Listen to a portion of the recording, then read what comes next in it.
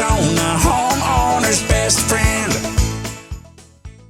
One of the cool things that I've found that happens, especially in an elegant edible landscape, is that the more beauty and the more elegance you've got in your yard, the more people are willing to come and help you out for free.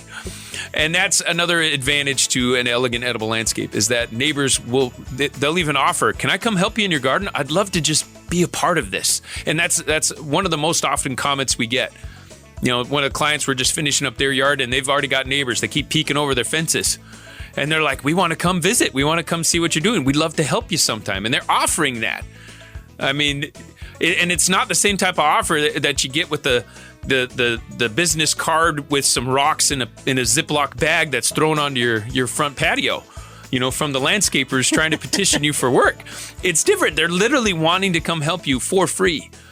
I've even had some college students, they wanted to live in my underground trampoline. They said, I'll live there.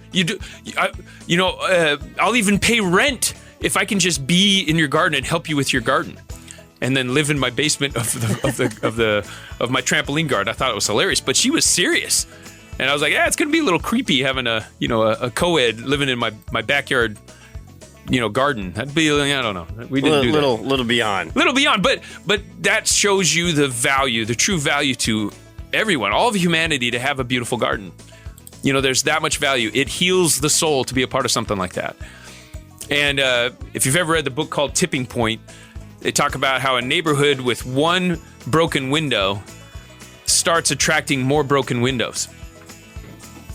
And there's this tipping point. Once there's too many broken windows, it's like the whole neighborhood it's point of no return. But the same is also true in the opposite direction. As you beautify your space, people take notice. That keeping up with the Joneses effect also works in the positive. And so more people start improving their homes, and it has this natural improving effect of your entire neighborhood just by you alone. So rather than nitpicking your neighbor for improving their yard, improve your own. And you may inspire them, and most likely will inspire them to improve their garden and improve their yard. And if you let them know that there's food involved, there's always a lot more people at the table when there's food on it, right? There's a lot of empty tables with no food. And gardens are the same. You'll be in the garden more, and more beauty will naturally come to you as you elegantly integrate food into your garden. Rosie on the house, every Arizona homeowner's best friend.